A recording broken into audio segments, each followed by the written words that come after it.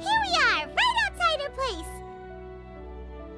Do you still remember the first time we came here? We even brought offerings and everything. And when we told her that Rex Lapis had been assassinated, she immediately threatened to squash Liyue Harbor. Paimon thought she'd be impossible to get along with. But now that we've spent some more time together, she's really not like that at all. We probably don't need to bring any offerings now that we've gotten to know her pretty well, right? Still, Paimon's got some snacks around here somewhere, so if she really wants something, we can just use that. Huh? Traveler, did something catch your eye? Whoa, what a pretty lady! Is she also here to visit Cloud Retainer? Yeah, you're right. All it takes is one look and you can tell she's someone special. As expected of that bird lady, really. She must have a whole bunch of Adepti friends from all over the country. Okay, but if we're both friends of Cloud Retainer, then we're basically friends by association, right? Want to go up to her and say hello? Helping you make more connections is a part of Paimon's job as your reliable guide. Paimon's got this.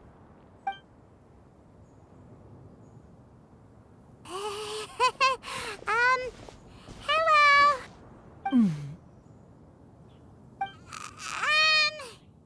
Paimon is Paimon, and this is the Traveler. Paimon doesn't think we've met, but we're also friends of Cloud Retainer. May we have the pleasure of learning your name, Madam Adeptus? You two... What is this tomfoolery?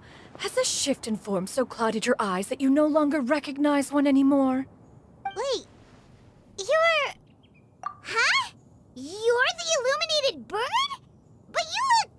human! How did that happen? Oh, donning human form is scarcely any test of one's abilities. As for your confusion, one merely had no reason to indulge such inclinations before.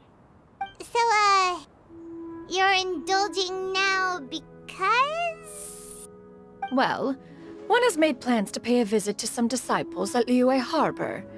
Taking on a human form for such a trip is simply a way to make matters less conspicuous. You? Worrying about keeping a low profile? You're the one who likes to pop up out of nowhere all over the place. In fact, Paimon can think of several examples. Like last year, when you suddenly appeared on the top of a roof without any warning, or...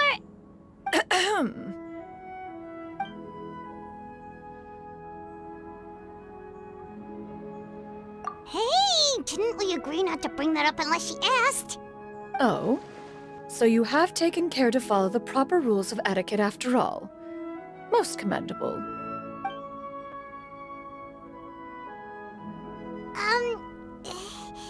Well, this is all Paimon's got. You don't mind, right? One has never found oneself lacking in basic comforts. On the contrary, it is the gesture that one values above all else. So long as you've shown proper respect and consideration, the quantity or quality of the gift is but a trivial matter. That kinda makes Paimon feel a little guilty for trying to keep them for herself. Anyway, where were we before you reminded Paimon about the gifts? Ah, right. So by disciples, you must mean Ganyu and Shenhe. It's also been a while since we last saw them. Maybe we can come too. One planned to extend the invitation even if you had not raised the matter yourself. Shenhe and Ganyu should be quite pleased to see you again. However, one would first inquire as to the reason behind your visit here. You have cause to seek one's company? Yeah, we just found ourselves missing you and wanted to see how you were doing. We were hoping you'd tell us one of your stories. Who knew we'd run into your human form while we were at it? Is that so? If there are no urgent matters at hand, then let us make haste for Liyue Harbor. Ganyu is likely still working at Yuehai Pavilion, so that shall be our first stop. Sounds great! Then let's all go to Liyue Harbor!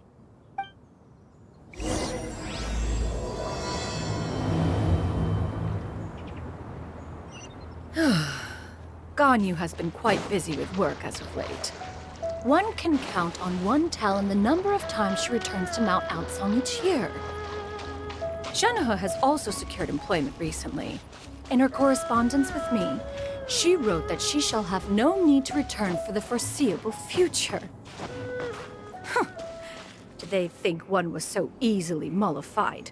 One shall investigate everything with one's own eyes and decide for oneself if their living conditions are satisfactory.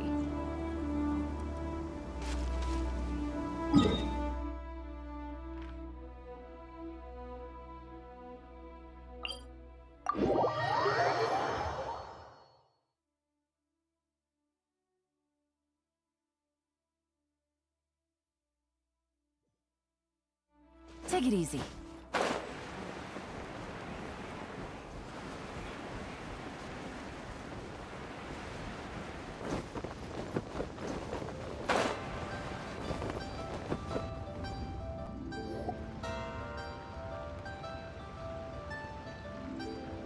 We're almost at Way High Pavilion. Hey, do you think Ganyu will be shocked to see Cloud Retainer like this? Guess we have no idea if Shenhe and Ganyu have ever seen her in this form before. Wait, where did she go?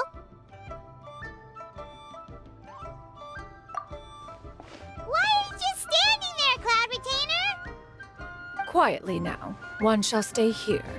You two can go and meet with her. But why? Isn't it better if we all go together?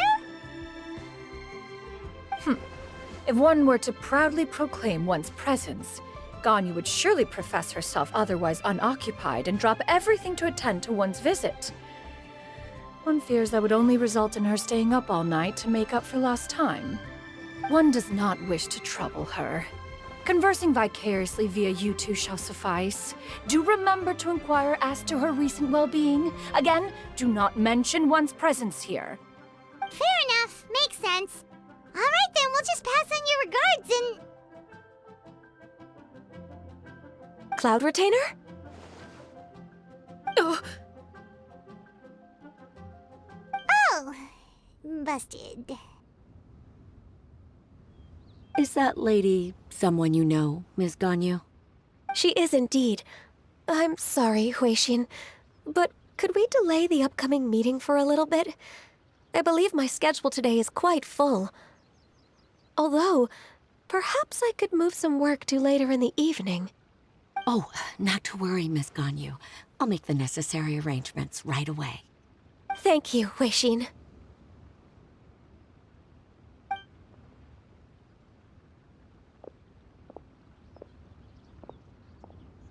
It's been a while, Ganyu. Greetings. What brings you here today? And Cloud Retainer, too. It's been quite some time since I last saw you in this form. You are quite mistaken. One is not acquainted with this Cloud Retainer of whom you speak. One is simply a mere mortal passerby. Huh? Seems she's not buying it. That was but a simple test.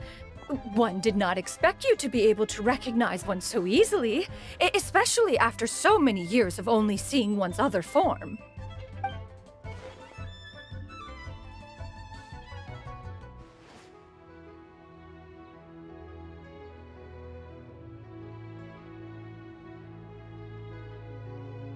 But recognizing you is, my responsibility as your disciple. An apt observation. One was simply passing by while attending to some important business. One thought it would only be fitting to pay you a visit while in the area. Wait, Paimon wasn't aware of any important... Cloud Retainer's right! We've still got something super important to do, so we can't stay here for too long today. Oh, is that so? But it's been so long since we last saw each other. One simply desired to see you and had no intention of interrupting your work. A quick conversation should suffice for today. A more involved reunion should wait until you find yourself less occupied. I understand. That should be fine. While one acknowledges the amount of work that you have to deal with every day, one must also remind you to rest. Though Adepti blood flows through your veins, excessive exhaustion will still cause grave harm to your body. It still makes one nostalgic to see you as you are now, respected and independent. When you were young, you oft begged one to cuddle you to sleep when you suffered from nightmares. Cloud Retainer! Stop! If you insist. We are running short on time regardless, so one will refrain from going into each and every story. Why don't you continue your conversation? One shall simply stand by and listen. Wow, you've been to so many new places since the last time we spoke. If you ever need anything, please just come find me at Yuehai Pavilion. Also, forgive me for my presumptuousness, Cloud Retainer, but if you plan to continue appearing in this form, don't you think it'd be helpful to adopt a human name?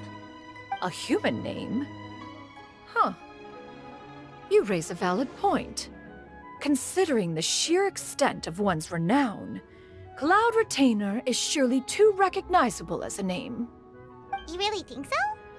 Not that you're not famous or anything, but that famous?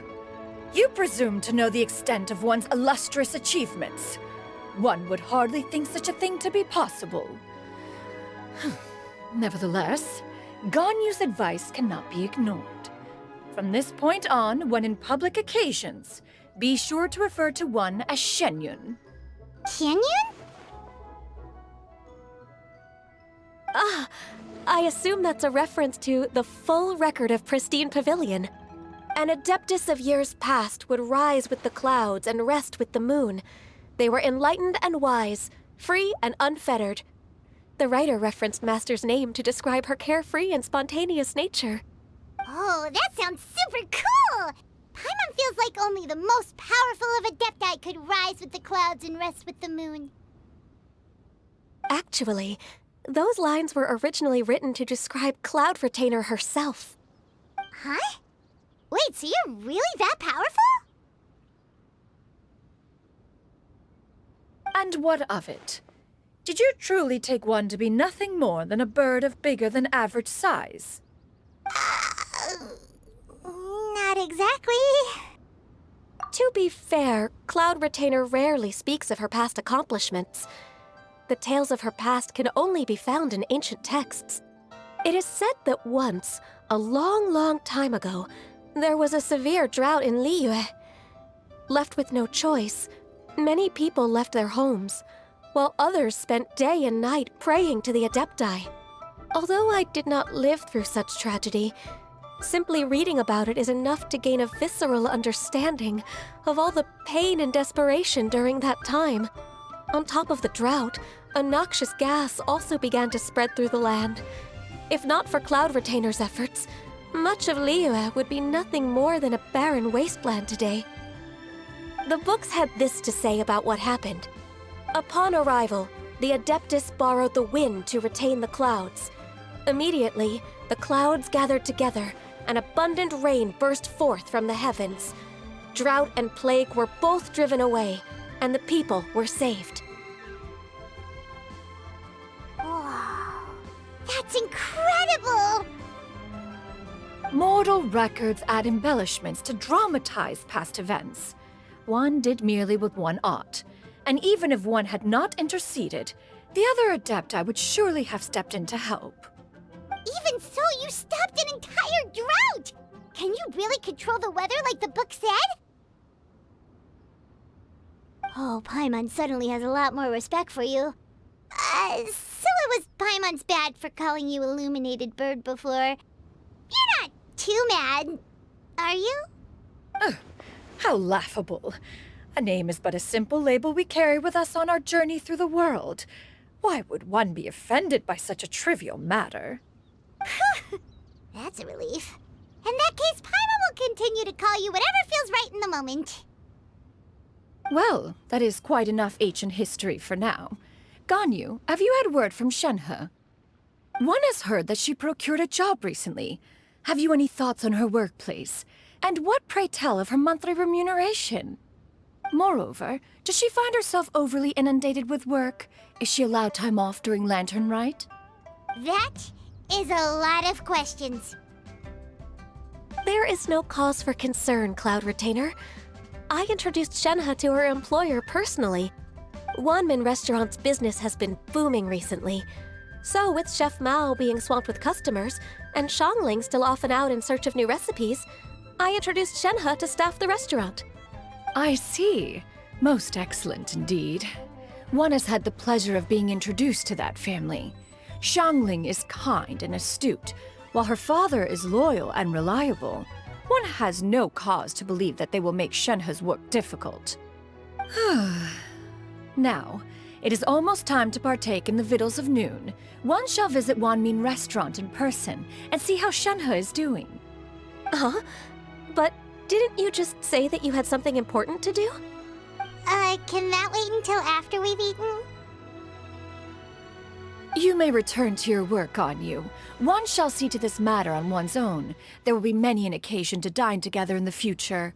One is certain the opportunity shall present itself most readily. Of course, Cloud Retainer. Please take care. Traveler, Paimon, I'll see you some other time. See you around, Ganyu!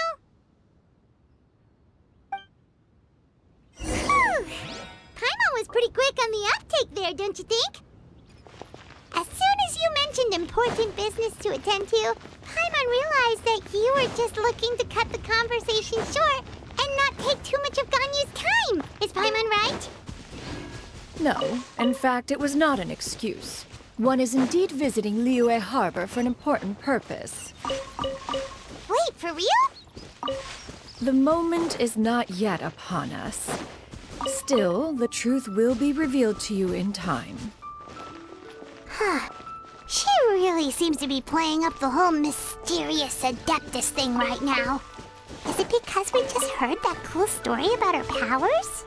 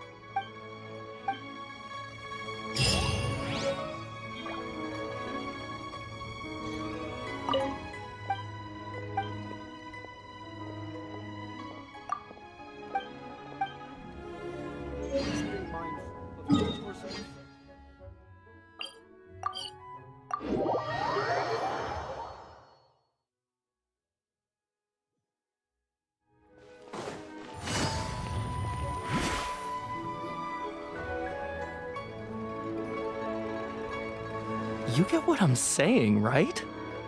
Yeah, how can I not? Not even fine food is enough to distract from the presence of a fine lady, eh? Oh, I'm far more interested in getting her details than ordering any dishes. Hey, how about you ask her? You do it. No. I think you should. Wait, she's coming. What can I get for you today?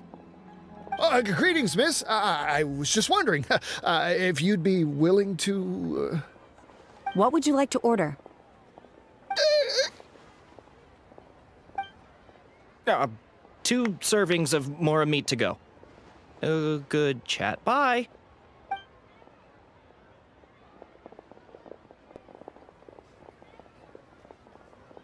Shenhe! Welcome. It's been a while. May I take your order? Don't welcome us as guests and greet us as old friends in the same line. It's weird. Mm-hmm. Oh, and this is? This is Miss Xianyun. Master? Huh? One does not recall ever revealing this form to you before.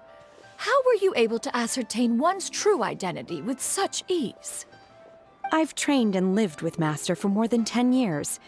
I would recognize you no matter what form you take. You. Is something the matter, Master? Hardly. Hardly. One simply learned of your employment from your letter and came to check on your well-being. And check out the great food, too! Indeed. It's almost lunchtime. My apologies. I'm still on the clock and can't talk for very long. Well, if it isn't the Traveler in Paimon. Are you here for Shenhe? The lunch rush isn't in yet, Shenhe. So I've got things covered for now. Go ahead, sit down and enjoy some time with your friends. I'll let you know if things pick up. Thank you, Chef Mao. Woohoo!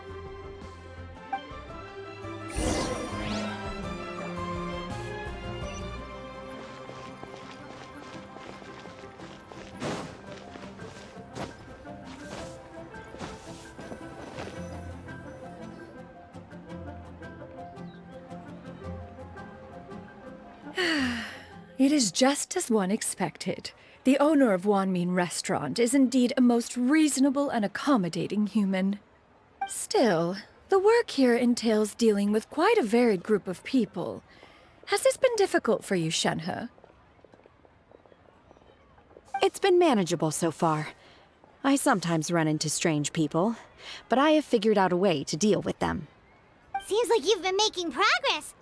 So by dealing with them, you mean... First, I try to talk sense into them. If that doesn't work, I threaten them with violence. At this point, they usually decide they are in favor of a civil conversation. Oh, how should Paimon put this? Oh, a sensible plan. One is gladdened to see you integrate so well into human society. And you, Master? How have you been? Simply marvelous. Though Mount Outsong has scarcely enjoyed your presence recently, one has hardly found the pleasure of one's own company to be lacking. I see. Oh, just as expected of Master.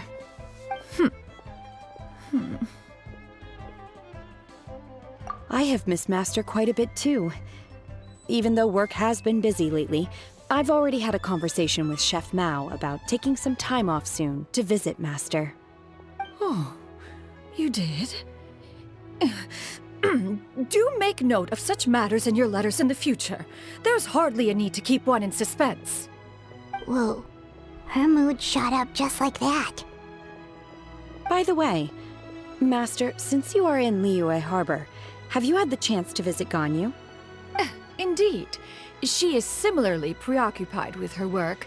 There was time only to exchange a few simple pleasantries. Ganyu told us the story of Cloud Retainer's name.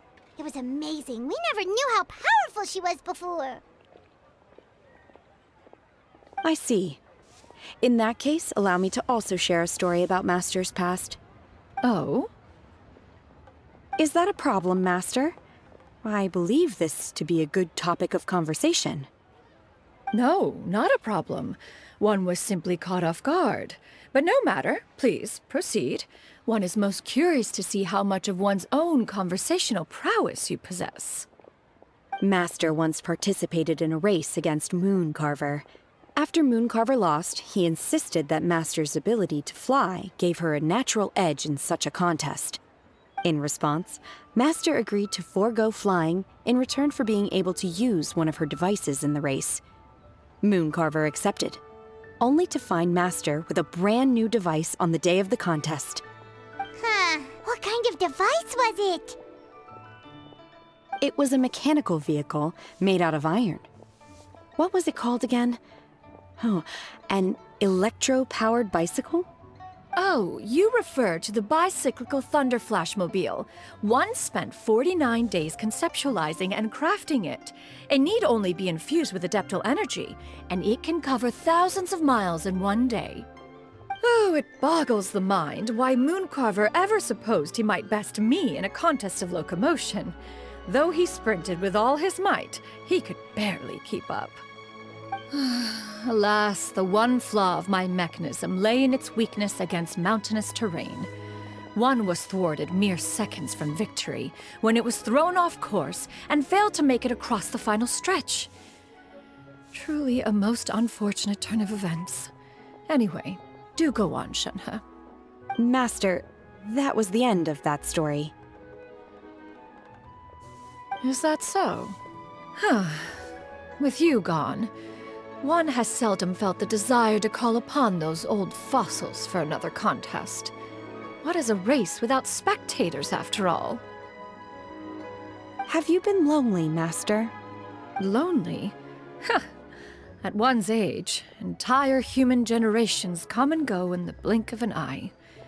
Even one's own self-directed musings can span several days and nights. 'Tis a most foreign sentiment. The mere mention of it is preposterous. Mm-hmm. What is the reason for that look upon your face? It's nothing. It's just... Well, Paimon gained a lot of respect for you after listening to that story of you summoning the rain and everything. But all it took was a few words out of your mouth, and it's like you're back to being that illuminated bird again. I was just a little bit confused. Which one of the two is the real Cloud Retainer? To me, they are both, Master.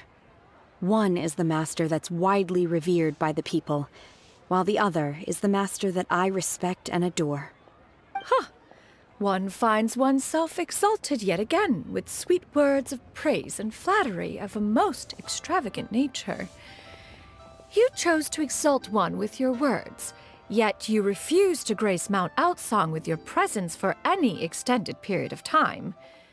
One would almost question the sincerity of your estimations. This is not to say that your words paint an inaccurate picture. One has always lived by a single ideal. Eschew all action and abide by no rule. One does as one pleases and speaks as one pleases. Others may critique or praise as they see fit, yet one places little weight in such judgments. She got like, what, 2 sentences of flattery from her disciple, and it's as if her ego is about to burst. Do you have any empty tables?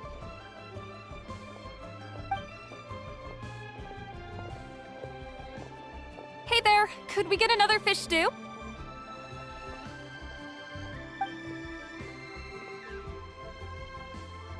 I'm hearing more guests come in. I should get back to work. All right, good luck with the lunchtime rush, Shenhe. Mm-hmm. I'll try my best.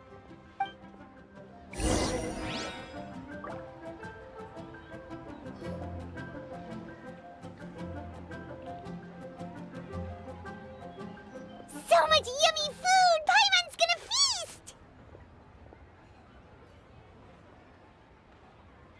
One is fond of all kinds of delicacies and delights in a multitude of flavors. The dishes here demonstrate no shortage of culinary skill. Their unique flavor profile has left one more than satisfied. In fact, one has been struck by quite the fit of inspiration. One has already begun to conceptualize the next generation of supreme cuisine machines. Everything's so tasty! A bit too hot at times, but still super tasty. I'm sorry, miss, but our tables are full. Shall we try somewhere else, Granny? But it smells so delightful. Can we really not eat here? My poor legs can't go on for much longer. Well, you could always check with some of the other guests and see if anyone's happy to share a table. Okay, I'll ask around.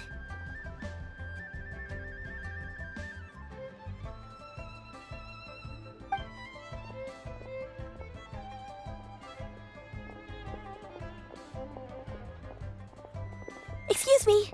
Would you mind letting us share a table with you? There are no empty tables left, so... Ah, well, Paimon doesn't mind. What about you guys?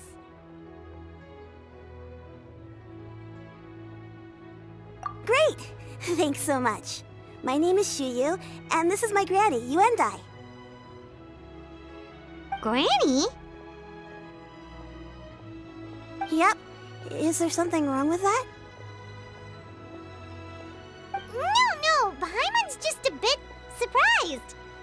so young. Yeah, a lot of people compliment Granny on her youthful looks, but she's actually much older than she appears.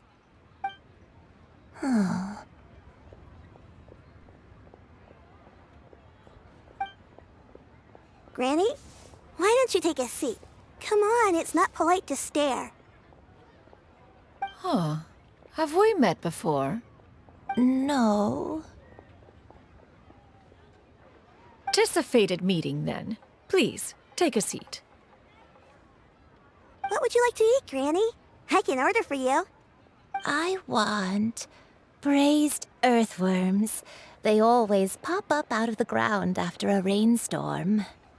No, not this again. Granny, there's no braised earthworms on the menu. Braised earthworms? Well, that sounds weird. Do people actually eat that? Right, that's what Paimon was thinking too. Need any help? Help? Oh, do you mean with Granny? Thanks, that's nice of you to offer. Granny has pretty bad dementia, so her memory's getting worse all the time. She's always saying things that sound kinda confusing.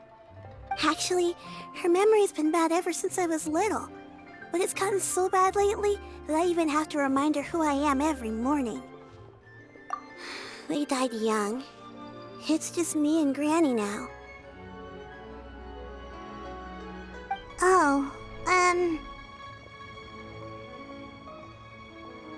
But it's okay. Don't feel bad. Granny loves me a lot, and I love her a lot too. Sure, it's hard at times, but you just gotta make the best of the life you've got. Wow, you're really tough for your age, kid. You're too kind. And me? Oh, what about me? You're tough too, Granny. Plus, you're really gentle, and you're always there for me. Yes, and it's hardly as if I forget everything. I still remember the important things. Wait, what was that really important thing again? Ah, I remember now. It was a dream. I had a dream where everything was dark. Someone was standing in front of me. She told me to come and find her, and that once I'd found her, I would be free. Huh? That sounds super important. But how come you've never told me about it before? It was just a dream, so I forgot about it. But I'm in a good mood now, and somehow I remembered it again. You know, I believe I've had this dream a great many times. But just how many times have I had it? Now that I do not remember. Wait, so you have a reoccurring dream where someone's talking to you? That sounds spooky. Oh, does that mean you're possessed?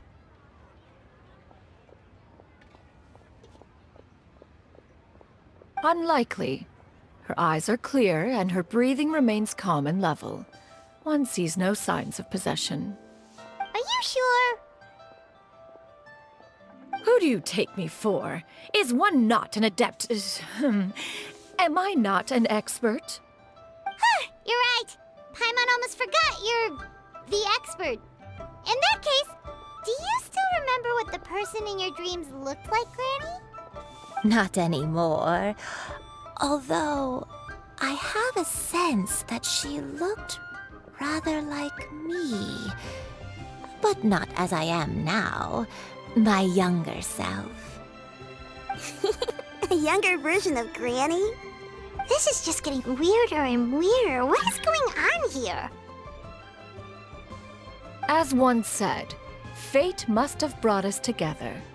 You may leave the situation to me. Are you sure? So, what are your names? Paimon's Paimon. Just Xianyun is fine. Thank you all so much for offering to help.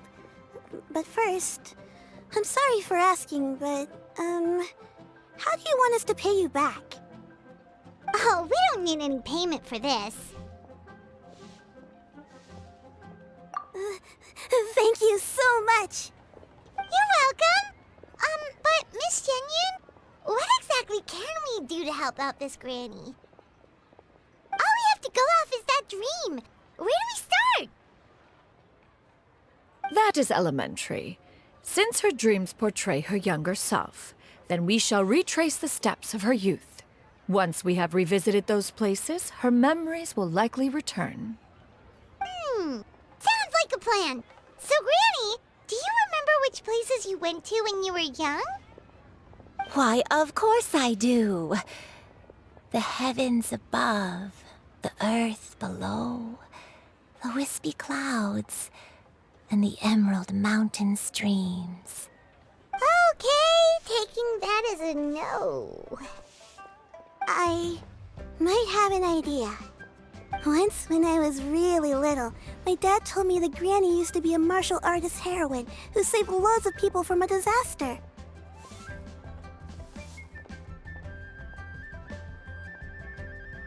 If it's true, then maybe they wrote about it in the history books or something. A martial arts heroine? Oh, Shincho knows tons about Liyue's chivalric traditions. If anyone knows about the heroes of the past, it's him. Let's go find him at the Xianyun Commerce Guild. Are you leaving already? But I'm still hungry. I'll go order some food, Granny. If there's nothing on the menu you especially want, I'll just get a few different things. It seems we must part ways for now. The Traveler and Paimon are bound for the Xianyun Commerce Guild, while Yuendai and Shuyu shall remain here and partake of their lunch. As for myself, I have matters to discuss with Streetward Rambler. Streetward Rambler?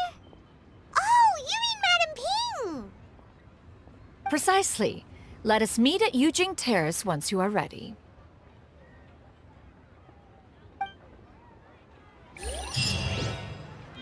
For this price, the food is unbelievable.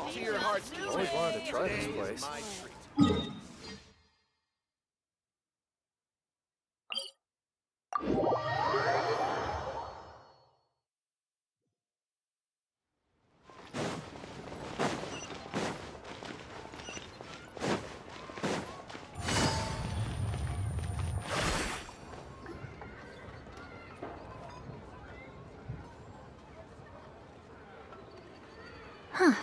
It's you two. What brings you here? Shincho! Great, we found you! We wanted to ask you about something.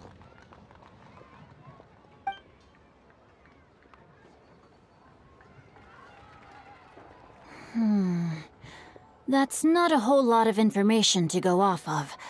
I don't know if I can say for sure. I can't pinpoint her identity from your description alone. But considering her age, I am reminded of a nameless heroine who's been featured in various chivalric novels. Nameless heroine? That's right.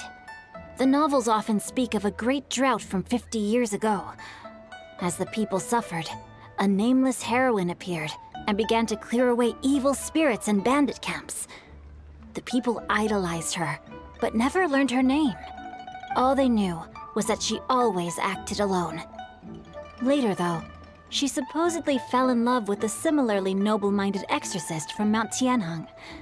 They were well matched in more ways than one, often fighting together as a fearsome duo of otherworldly strength.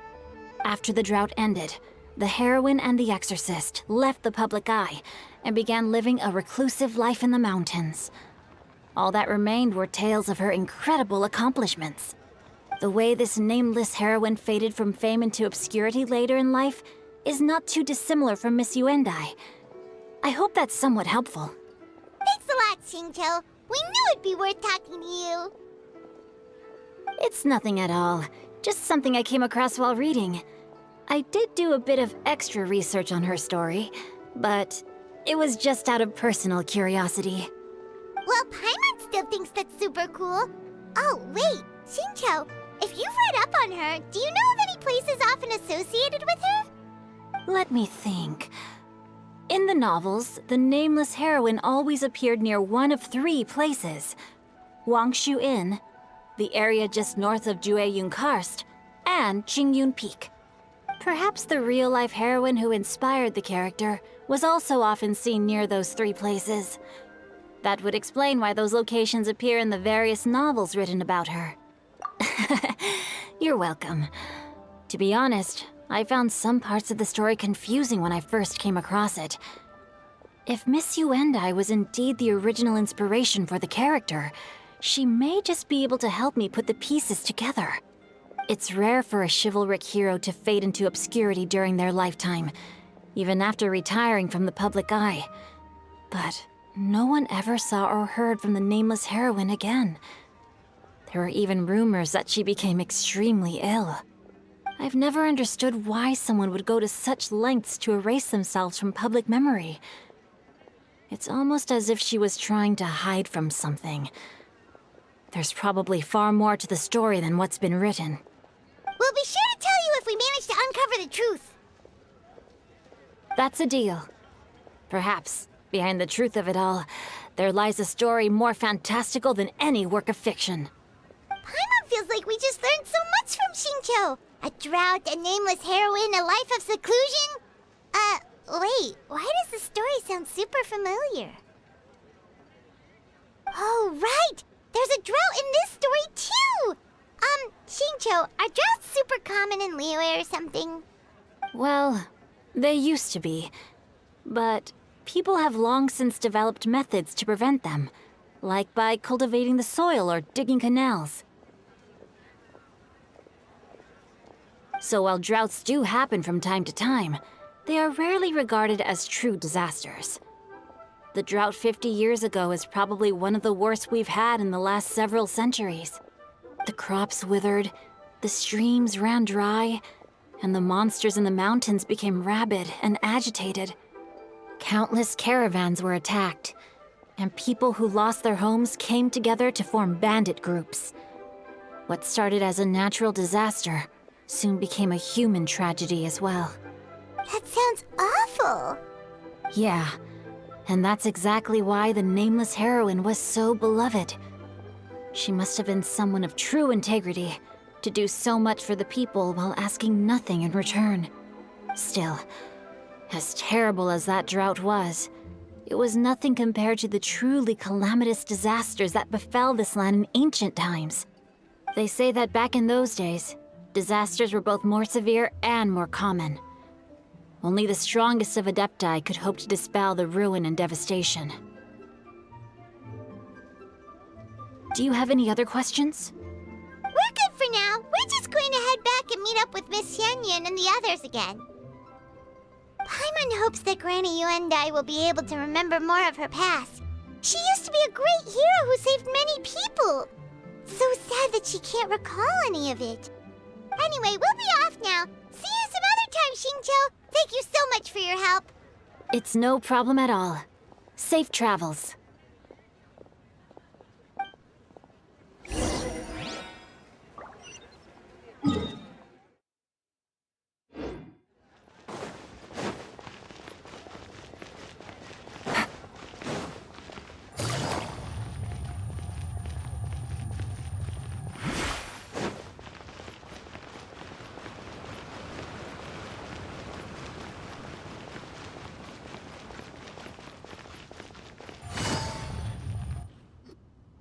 I have recorded the tune that you requested.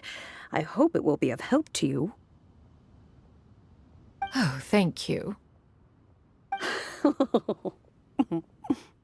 Straight word, Ping. What has amused you so? Oh, it's no serious matter. I was just reminiscing about the last time I saw you in this form. Time has wrought such change in this world, and yet you appear just the same as ever. Time has little bearing on one's existence, nor has one keenly felt its effects whilst dwelling at Mount Outsong. Nevertheless, Ping, one would like to seek your counsel on a personal matter. Oh, why so formal all of a sudden? I must say, you're making me a little nervous. What is it? Well, the inquiry is as such. Approximately how much more would one need to afford a comfortable life in the harbor, not unlike the one that you yourself lead? It does not require as much as you may think. Still, do you mean that... Cloud Retainer, Madam Ping! What are you two talking about? Nothing save for some trivial matters. Have you unearthed any useful details? Shinto has a theory, but let's save it for when Chuyu and Miss Yundai have joined up with us again.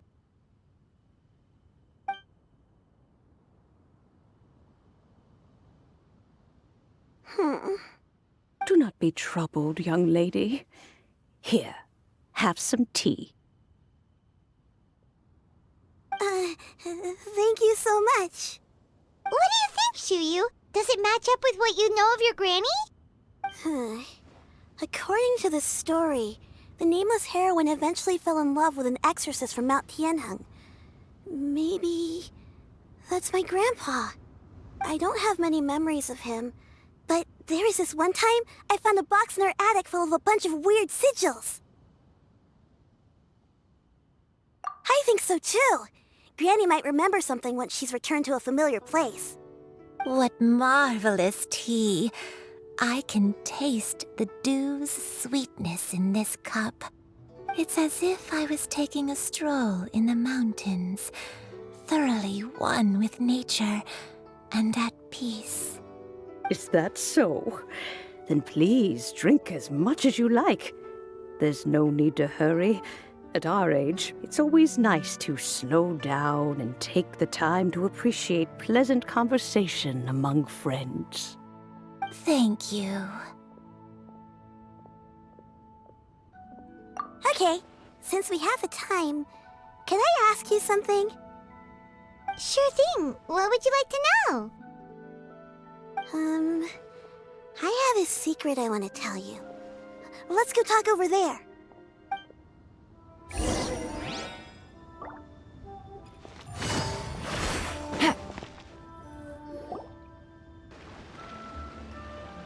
What's wrong, Chuyu?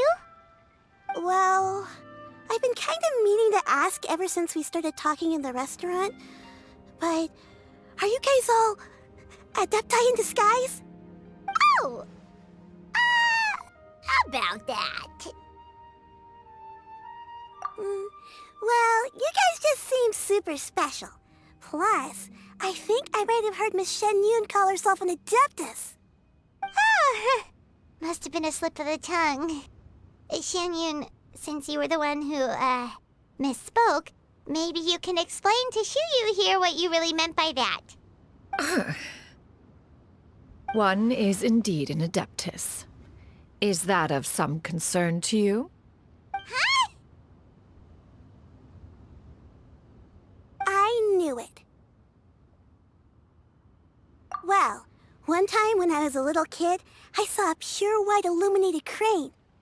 I had this super high fever, and Granny wasn't around.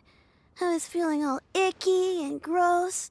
But then this snowy white crane flew down from the sky. She put me on her back and flew me to her cool adeptus house and fed me some sort of magic potion. When I woke up, I was already back in my bed and my fever was gone. I really wanted to thank her, but I was too sleepy to stay awake, so I never got the chance. So, I just kind of wanted to ask if maybe any of you have ever met an adeptus like that? A pure white illuminated crane? The only two we've ever met are blue and white and black and brown. Have you ever met one that's pure white, Cloud Retainer? Never has one met an adeptus with such features. One surmises such a description is but a hyperbolic embellishment that oft results from narrative accounts. That's weird. Was it really just a dream then? Well, even if it was just in my head, it doesn't matter that much anyway. All I really want is to help Granny recover her memories. I'm really grateful for all your help. Leave it to us! Now that we know the 3 locations, we just need to visit them one by one. Let's go to Wangshu Inn first! Okay, I'll go get Granny.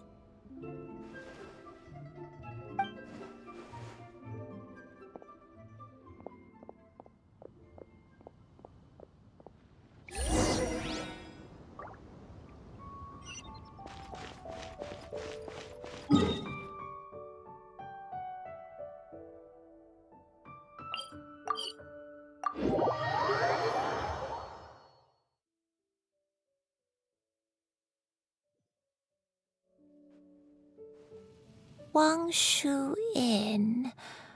Wangshu Inn. Do you remember this place, Granny? Yes. The fish here is very delicious, and if you look out into the distance, you can always spot a bird that's been left behind by its flock. I believe I used to have a room here. It had a window. Yes, I spent a lot of time looking out that window. Which room was it again? Let me look. I'll come with.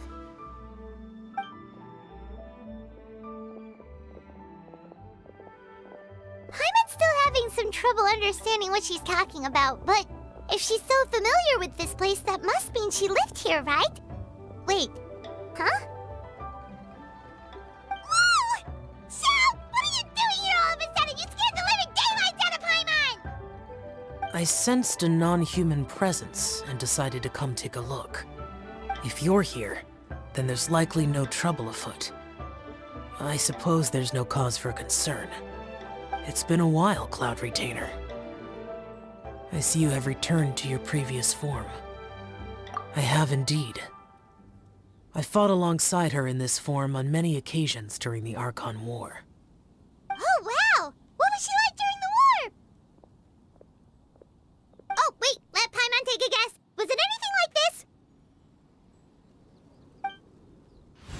Behold, the glory of one's newest invention, the Bang Bang Continuous Fire Mechanism. Hands up and surrender, or be prepared to face the full might of the Adepti. An impressive imitation. Paimon knows her all too well. Even so, Cloud Retainer was not always as ostentatious as you describe. You may be unaware, but her talent with Adepti sigils is just as formidable as her skill in mechanics. The Archon War reached its peak after Guizhong's death. The Cloud Retainer who fought beside me in those devastating battles was taciturn and solemn, only speaking when she had to activate her sigils. A Cloud Retainer who barely talks? Paimon can't picture it. But what happened after that? If you were so powerful in your human form, why did you decide to take up your bird form again? Once one had bid farewell to the world of mortals, what use would one still have for such a shape? When dwelling between mountain and forest, away from the struggles and troubles of the mortal world, a mortal form is hardly the most fitting of choices. After the war, Cloud Retainer retired to Mount Outsong, only revealing herself to the occasional visitor, and always in her avian form. Although I do believe there was an occasion some 30-odd years ago when she decided to don her human form. I believe it was for the purpose of... One believes there is little need to relive bygone matters. Granny, are you okay? Back then, at this place, Perhaps this conversation should end here. I shall take my leave now. Should you encounter any trouble, you need only call my name. However, given that you are traveling with Cloud Retainer, I trust you are in good hands. Everyone! I think Granny is finally beginning to remember her past. Slowly now, calm your mind and recount what has been recalled. A long time ago, I stayed here to recuperate from my illness. Huh. So what Xingqiu said was true! You did fall ill! Was that why you went into hiding? I don't remember. I'm very sorry, but I can't even remember the name of my illness. The only thing I can remember is that it took a great toll on me, and there was no cure for it. I was confined to my room in Wangshu Inn, where I spent many days unconscious. I'd come to every once in a while and stare at the migrating birds outside the window.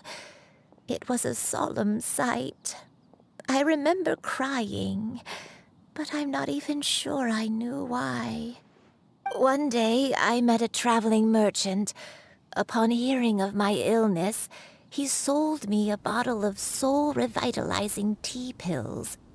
He told me that the pills were concocted using adepti blood and could be used to alleviate my symptoms. Sure enough, I made a full recovery. My illness remained dormant for several decades after that. Wait, but if your illness remained dormant for several decades, are you saying that what you're going through now is just a relapse of what happened all those years ago? And it was all thanks to the pills that you managed to keep the symptoms in check? Paimon's brain kinda hurts. Do you remember anything else? I'm sorry, I don't. Oh, if only I wasn't so useless. Hey, you're not useless. You've done so much for me. Watched me grow up. Raised me. How could you say that about yourself? Oh, fret not, dear child. Granny was just a bit frustrated. That's all. The recovery of a person's memories is a gradual process. Finding pieces of one's past is always superior to not finding anything at all. Let us make haste to the next location. Next location. Next location. Oh, why don't we go to the area north of Dwayunkars next? There isn't really a landmark there, so where should we start? Oh, Paimon's got it. Let's check out the houses in the area first. After all, if she was there for any length of time, then she would have stayed somewhere, right? Oh, Paimon's really got her thinking cap on today. At this rate, we'll recover all of Granny Wendai's memories in no time.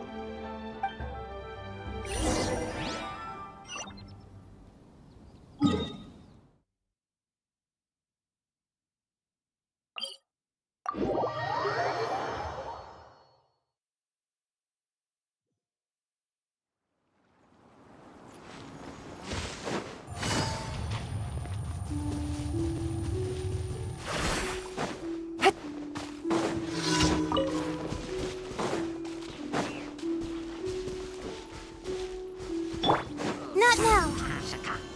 Right now. Busted. The fuse is lit.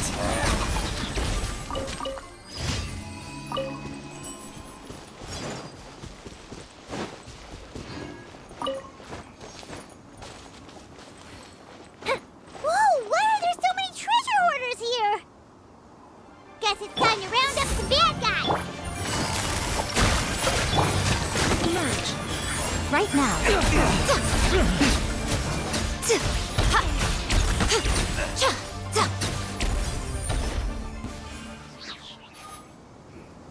Do you remember anything about this place, Granny Wendai? Let me think.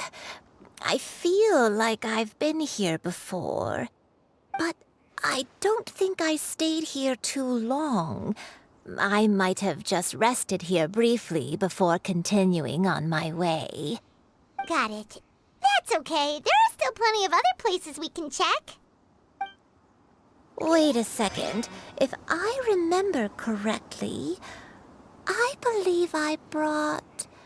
Ah, yes, I brought some sweet snacks with me.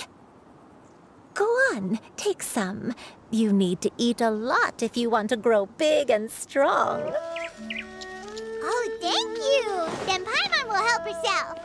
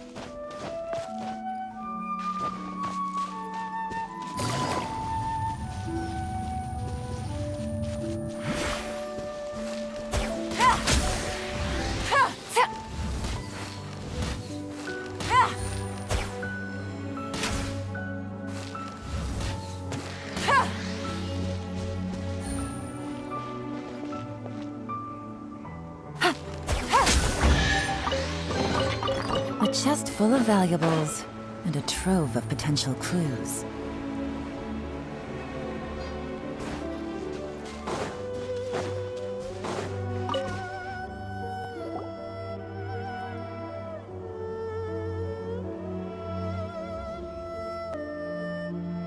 Paimon sees an abandoned house! Why don't we take a break over there? This place. It's...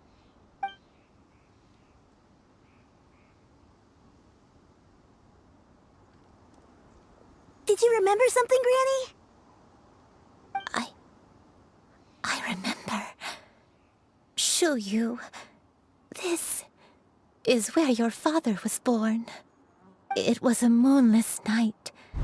I had been injured, so your grandpa was supporting me. We fled together with some being in the fog behind us in hot pursuit. I had exhausted my strength when the labor pains came on, so we took refuge in this house. Your grandpa set up a barrier outside, but neither of us knew if it could hold the monsters back. I remember that night. I remember falling to my knees, reciting a prayer over and over. I alone am the source of this sin. Punish me as you wish for forsaking my oath, but spare my innocent child. Sin? Oath? Did you do something wrong? I don't know. I don't remember. I only remember praying in the darkness with all my strength until the sun finally rose again and the fog cleared out. Eventually, the house was filled with the sound of my baby's first cries. That baby was your father. I remember I clutched him tight to my chest and wept tears of joy. It was the first time I'd ever felt such happiness in my life. My dad? He was my pride and joy, and so are you, Xianyun. You're so much like him, and I love you both so much. But you're always going to be different from me. Why?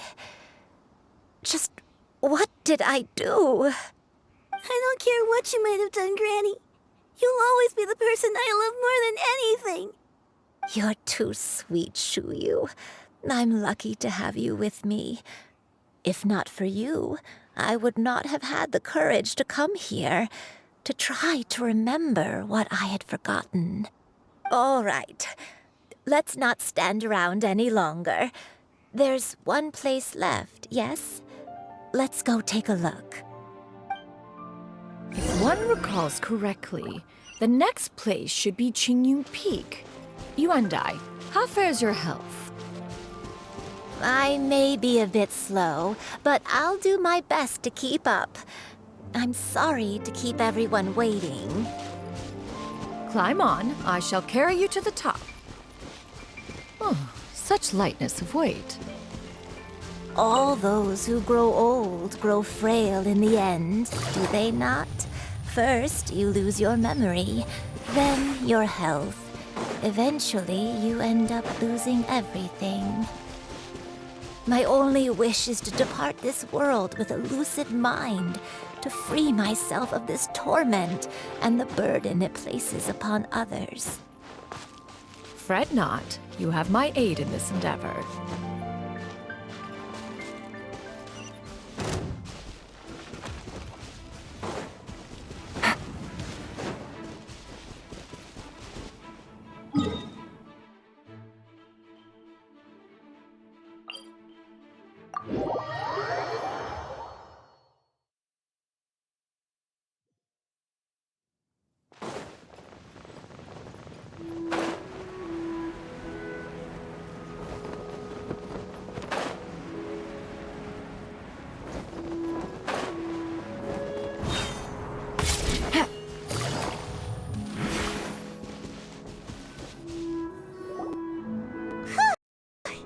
We're finally here.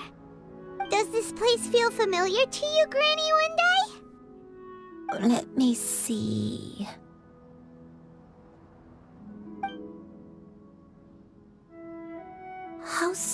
strange. Have I lived here before? When we were at Wangshu Inn and the abandoned house earlier, though I couldn't remember everything, I still felt a sense of familiarity. I could easily picture myself in those places. But here, I don't have that feeling. Perhaps I did come here in the past, but it just didn't leave a strong impression on me. But did the stories get it wrong then? Yeah, that's true. But they're also the only thing we have to go off of. Paimon was hoping this place would jog Granny Yuendai's memory just like the others. I'm sorry to disappoint you too. It's all right. We're not going to give up yet. We'll figure something else out. Just you wait. Thank you. If only I could remember. Huh? That way. What's that mountain? Oh, let Paimon look! Huh? Isn't that Mount Outsong? Looks like we've come full circle. Mount Outsong. Mount Outsong. Granny, are you okay? Don't push yourself, Granny. It's okay if you can't remember. You shouldn't do something that makes you sad. Mount Outsong,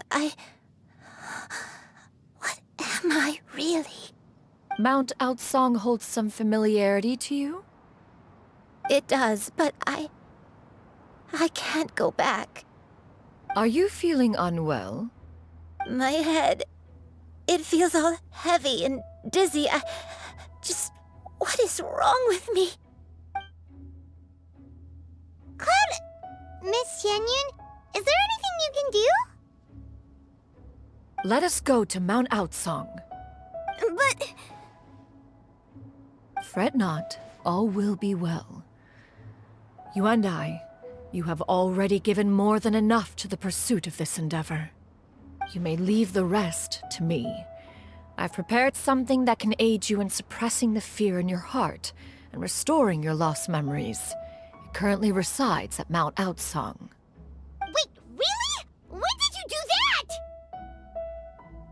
that?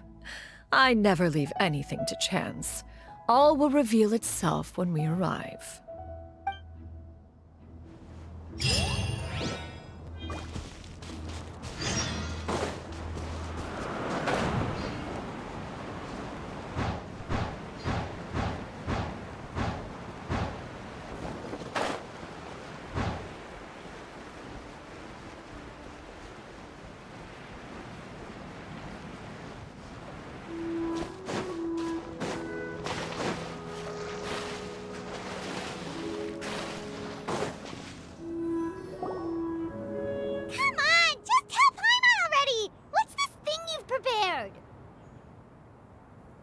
Here, this is it.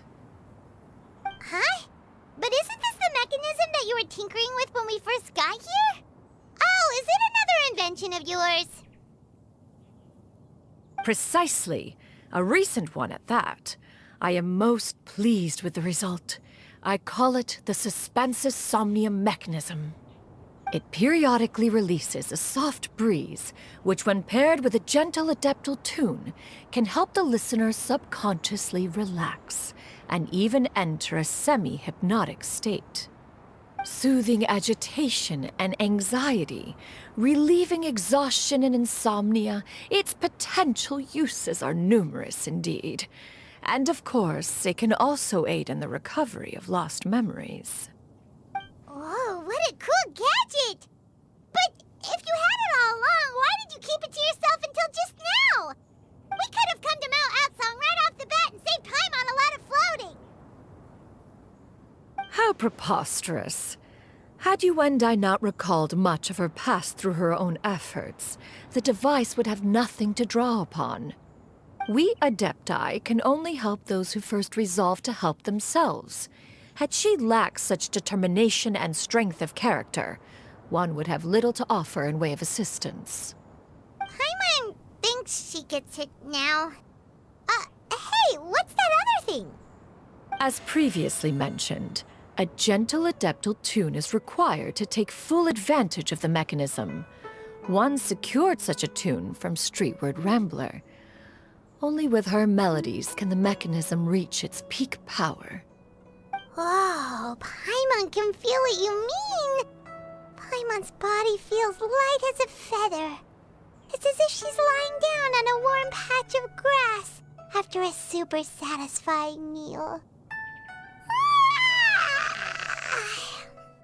And you and I, is the mechanism helping you to relax? It appears she has already succumbed to the depths of reverie. Come, join one on this side.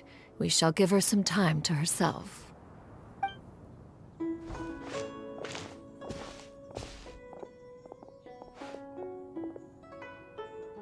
The drought is over. But why do you look like you want to cry? The potion. It's nearly run its course. I've never regretted meeting you. Not even for a second. Please. Please, no.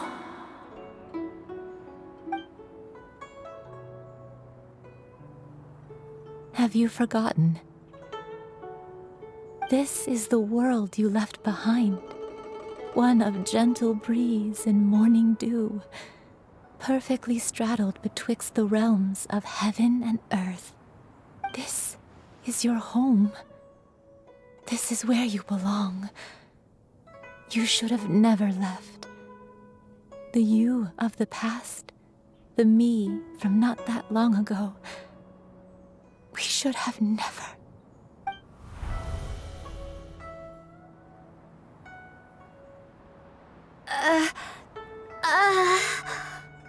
So that is the truth. No wonder this place is so familiar. Granny!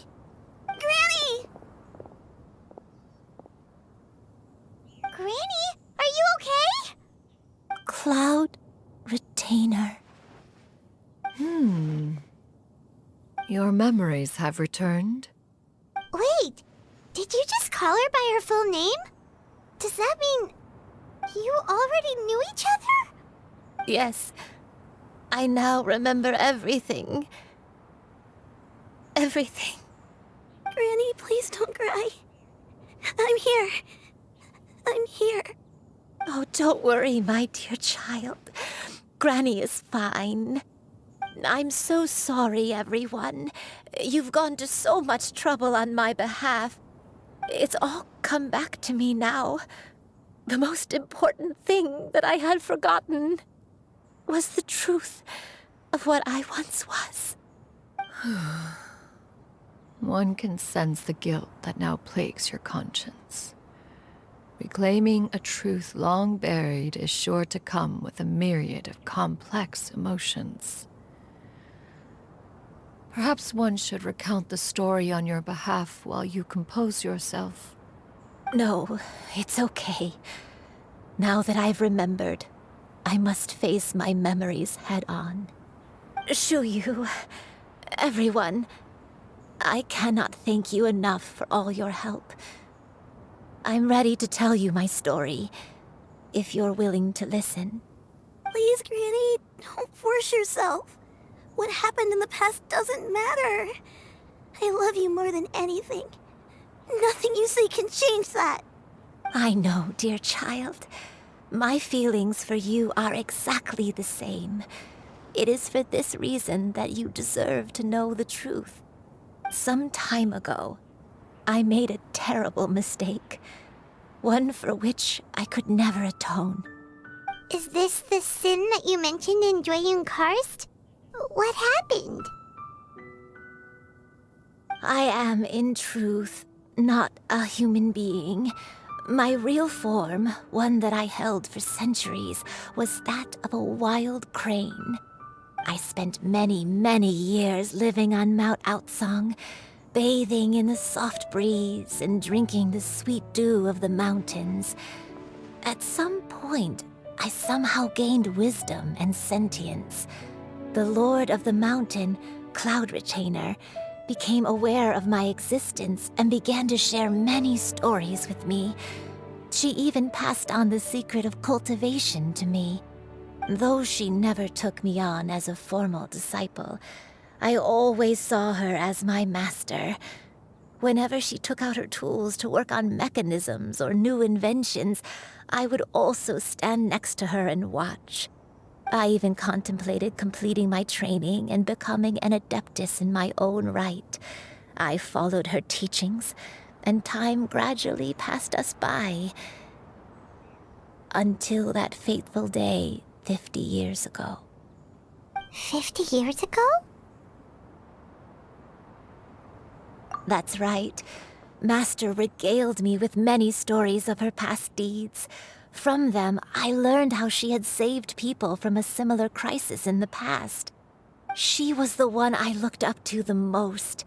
More than anything, I dreamt of becoming an adeptus like her. I wanted to travel the land like she had, relieving suffering wherever I went. But I was still far from being a real adeptus. I possessed no ability to take on human form and fit in with the crowd. Once she learned of my desires, Master prepared a special dose of human mimicry potion for me. She warned me that the potion's effects would only last 10 years, and if I were to fail to return to my original form at the end of that time, I would forever forget my past as a crane and become something neither human, beast, nor adeptus. Oh no. So that was the source of your dementia all along. Was it because of Grandpa? Indeed, I fell in love. Though he was human, he had spent his entire life training on Mount Tianheng. When we met, it was not only my first foray into the world below, but his as well. Although clumsy and impulsive as he was, you'd think he was the real strange bird among the two of us. But still, just like me, he cared deeply about the world and wanted, more than anything, to cleanse it of all pain and suffering. I could not help but fall for him. But my time continued to tick away. Those 10 years passed by in a flash. Yet I did not want to leave his side, so I... Oh no, what happened next? I committed an offense. I wanted to stay with him, even if it meant living a life full of pain and suffering, even if it meant that I would eventually turn into a monstrosity. I knew I had betrayed Master's hopes, but I was too ashamed to face her. So I wrote her a long letter instead and asked someone to leave it outside her abode. I was convinced that she would not support my decision, and I lacked the courage to speak to her face to face. In my shame, I fled and tried to hide from the world, such that no one would be able to find me again. But that was only the beginning of my troubles. I began to suffer from a strange illness. My memories became hazy and confused, and I could no longer keep myself awake. I understood that my pain was caused by my refusal to return to the life I was fated to lead. Along with my memories as a crane, I soon forgot the true cause of my suffering as well. I knew only that I had committed a sin. All I could do was pray for forgiveness, even if I had long forgotten what needed to be forgiven. Looking back, I was beyond lucky to have come across that traveling merchant at Wangshu Inn. It was such a fortunate coincidence that we were there at the same time. If it weren't for those soul-revitalizing tea pills, I probably would have... Granny! What's wrong? Coincidence? Why did I ever think it was a coincidence? Tea pills concocted using the blood of an adeptus? No, it couldn't be. Master, don't tell me. Back then, that merchant was actually... Human custom would dictate the conferral of gifts to be in order when one's progeny is wedded, would it not? Consider the pills a symbol of one's best wishes. So when I tried to conceal my name and mistakes from the world and hide myself away in perpetuity, the only person I managed to deceive was myself. You knew where I was all along. One still remembers when you were but a fledgling. You possessed a certain fondness for a particular game. You would hide yourself among a group of wild cranes and ask one to pick you out from among the flock. One found you with such ease every time. 'Tis a truth most evident. One always recognizes one's own, no matter what form they may take. Wait! Paimon's confused! So, Cloud Retainer, you found Yuendai again? But how? When? And what happened after that? Perhaps it is now time for one to recount the rest of the tale.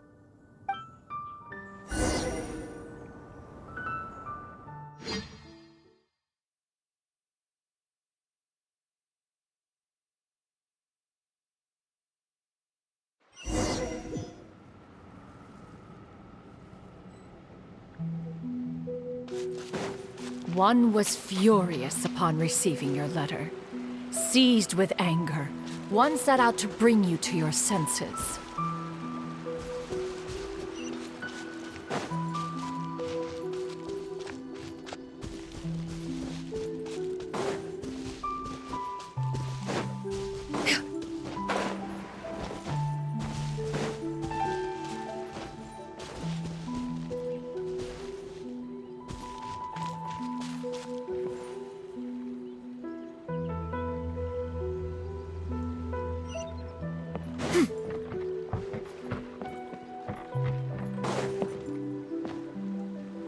In truth, one had more than a few misgivings about your chosen partner.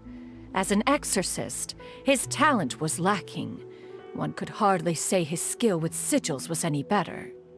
But soon, one came to appreciate the devotion he bestowed upon you during your illness. He never uttered a complaint and rarely left your side. Unwilling to begrudge someone of such character, one decided to overlook his aforementioned deficiencies, glaring though they may have been. Wishing to grant you a life without regrets, one gathered many divine ingredients and used one's own blood to create a form of medicine. Though imperfect, it managed to suppress the more dire effects of your illness. As for how to deliver the medicine, after much contemplation, one eventually decided to perform the deed oneself. One took great care to alter one's features and select the appropriate attire. Only after meticulous scrutiny did one finally set out for Wangshu Inn. As one expected, you were most ignorant of one's true identity. You showed not even the slightest inkling of recognition. One was quite torn. Should one have celebrated the success of one's disguise, or mourn the loss of your acquaintance?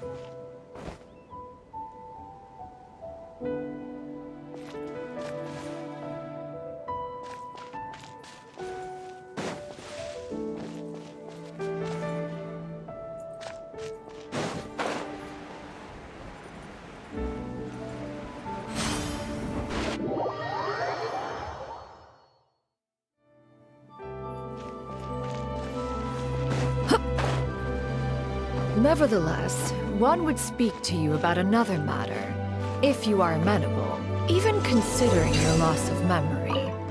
One was simply flabbergasted that you could so easily forget the consequences of consuming medicine infused with adeptal blood. Its proclivity to attract monsters is hardly that complicated of a concept to remember. To think that you tried to travel while weak from sickness and heavy with child. Had one not intervened to clear the fog, all of you would have been lost during the night.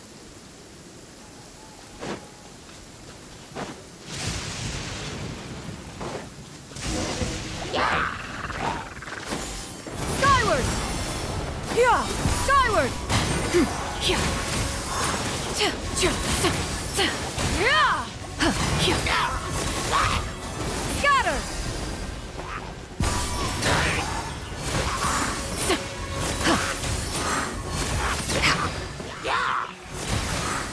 Scatter! Yeah!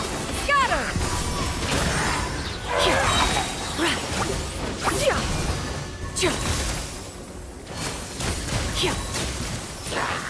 Stray clouds converge!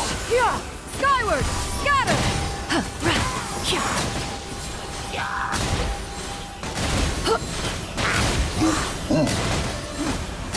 Yeah! Skyward! Those monsters would hardly have pursued you with such ferocity without sufficient incentive. They were likely incited by the presence of godly remains.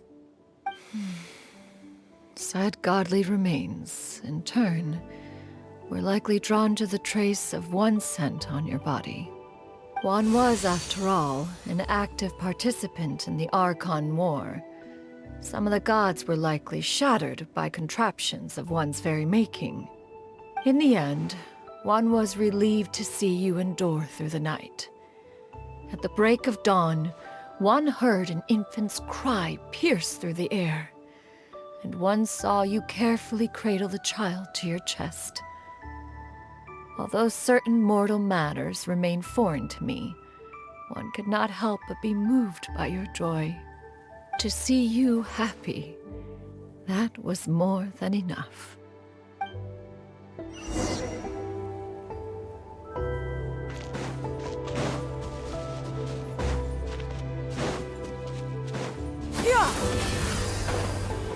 Now you should have a complete understanding of the events. Wait! But if that's true, then the crane who took care of me when I was sick must also be... Ah, one had almost neglected to recount the absurdities of that tale.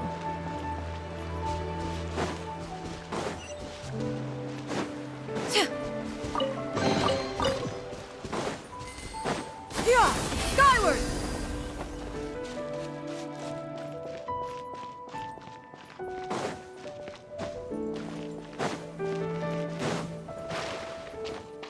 Yeah! Scatter! Just as Yuendai troubled one with her antics, so did you give one many a headache. Upon finding you burning with fever, one made plans to bring you back to one's abode for treatment. However, upon seeing one's form, you began to cry, refusing to get on one's back. When one asked you why, apparently you believed that one could not possibly be a true adeptus, because all illuminated cranes are white from tip to toe.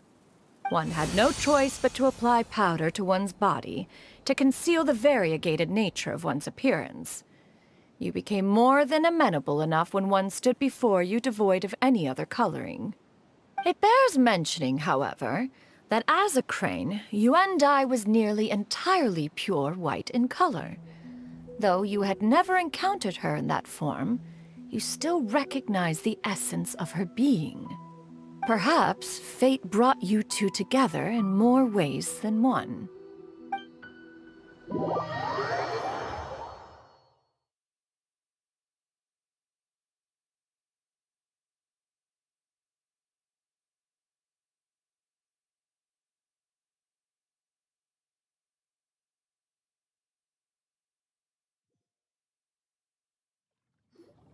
Now all has been revealed.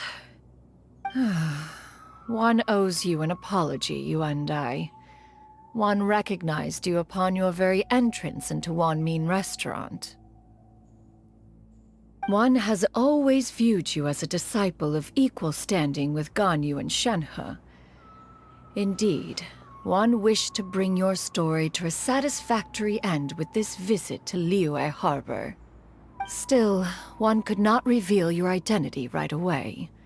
Had one simply informed you of all you had lost, all those cherished memories would merely have become the fictionalized account of another. Memories are most meaningful when recalled by those who lived through them. Would you not agree? Even if the process was painful and arduous to experience. Have you any further inquiries? Master, I must ask, if you found me all those years ago, why did you leave me be, even though you knew about my mistake? Why did you not bring me back to Mount Outsong by force? One has never regarded your action as a mistake. It was a simple choice, nothing more. When it is time for one's progeny to leave the nest, it is the responsibility of an elder to let them fly free. Yet, when your wings grow weary and the night grows dark, just know that you always have a place to which to return. 'Tis a refuge referred to by many a name in mortal writing. Home, nest, haven. Whatever its denomination may be, its essence remains quite unchanged. One speaks, of course, of a place not unlike one's own abode. One's disciples are free to come and go as they wish, yet the door remains forever open to those who wish to return. One rather hopes you count yourself among them. Thank you. Thank you so much. You and I. One expects you too have sensed the rapid deterioration of your condition as of late. Have you not? 40 years ago, you chose a path without a future. Though one used one's own blood to provide you with a few decades of extra time, it merely delayed the inevitable. One may have extended the path, yet one was unable to alter its final destination.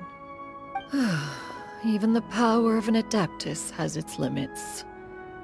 Had your condition continued to deteriorate, you would have forgotten your life as a human entirely. In the end, you would have turned into a creature lacking in the ability to even comprehend its own monstrousness. Fortunately, you were able to avoid that scenario by reclaiming your memories. Though one sped the process along by providing some guidance, the result is entirely a reflection of your own effort. So, what's gonna happen to Granny? One will help her reclaim her original form as a wild crane. If it be fated, she may recover her sentience one day. She's gotta go back to being a regular crane, huh? Master, you've already done more than enough for me. I don't know how I could possibly repay your kindness. This is a better result than I could have ever hoped for. How much time do I have left? Not long. The transformation is imminent. Granny? Please don't leave, okay? You're all I have left. Please. Don't be sad, dear child. Granny has led a wonderful life. My only regret is having to leave you behind. Don't forget to eat well, okay? A growing young lady like yourself needs lots of good food to grow big and strong. Promise Granny you'll take good care of yourself when I'm gone. I promise, Granny. I'll do whatever you say. Good girl, good girl. Don't worry. It's not goodbye forever. Granny's gonna become the most formidable crane in all of Mount Outsung. Granny will train day and night. I won't stop until I can turn into a human without having to rely on anything but my own power. When that day comes, we'll be able to live together again, you and I. How's that sound? Good. That's a good girl. Even though we won't see each other for a little while, as long as we both work hard, we're sure to meet again someday. I'll eat well, Granny. I promise. And I'll wait for you, no matter how long it takes. I'll wait for you to come back. That's a good girl. Then Granny really has no more regrets. I'm so sorry, Master. Thank you for everything.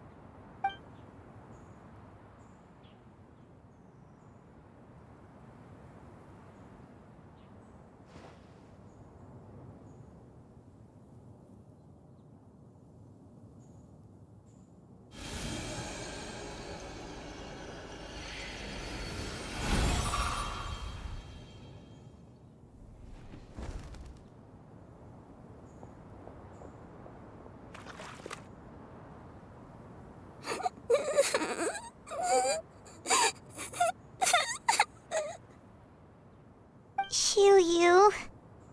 Let her be. At her age, crying is a natural, if not fitting, response to such an event. Tears are a necessary part of maturation. Sometimes there is scarcely a better vehicle to wash away the toll of stress and misery. Now that the issue has been resolved, you should also take a moment to relax. Give yourself some time to rest. Take a nap if you must. One will wake you in due time.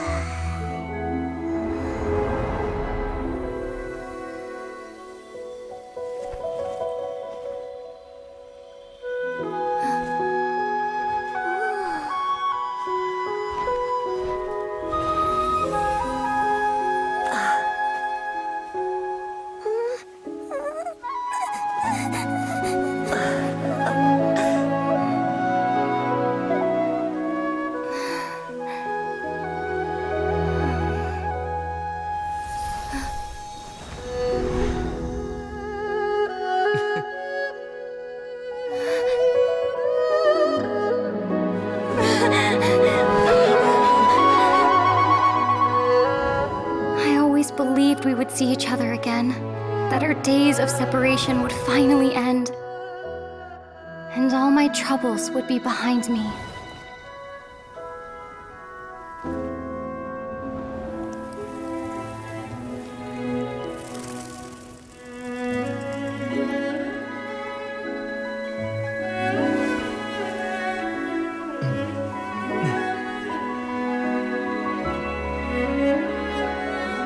If only things could stay this way forever.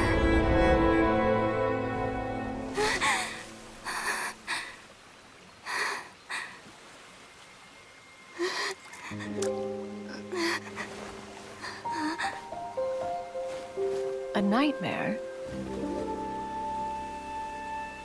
Curious. If you're relaxed, shouldn't your dreams be pleasant? It was a good dream. It's just... You weren't ready to wake up.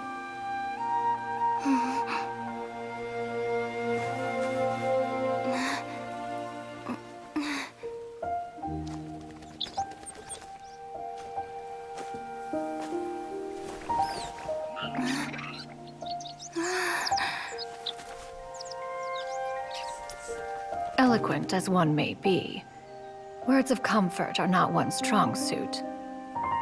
You are doing all you can. One can see your strength of will, your fearlessness in the face of danger. And so, whatever your dream may be, one believes that you shall achieve it. Of course, whenever the perils you face overwhelm you, or you become weary, one is always here for you. After all, as an elder, it is only right to look out for the young ones.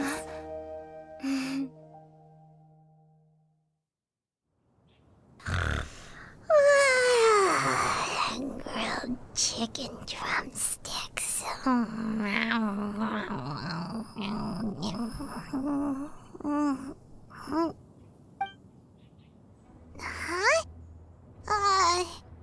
Was Paimon sleeping just now? Oh, Paimon wasn't talking to you. Paimon had a dream about eating grilled chicken drumsticks, that's all. Madam Adeptus? Oh, Xianyun, you're awake. How do you feel? I feel a little better. Thanks. I know I'll see Granny again someday, so I don't feel so sad anymore. Madam Adeptus, could I ask you something? Would you take me in as a disciple? Oh, and have you reasons for this sudden interest? I know Granny thought what she did back then was wrong. She felt really bad about it. But without that mistake, I would have never been born. Even though Granny lost her memories, she never forgot to show me how much she loved me. So, I thought maybe one day I could become a cool adeptus like you and help a whole bunch of people, just like Granny wanted to do. Upon some reflection, one supposes you are no mere mortal. The fact that Yuandai's blood flows through your veins is proof enough of that. If this is what you desire, one shall make it so. Thank you so much, Madam Adeptus. No, I mean, Master. Xianyun, are you sure about this? Paimon's gonna let you in on a little secret. We've seen Cloud Retainer's 2 other disciples, and they pretty much eat nothing but bitter herbs like Genshin and violet grass.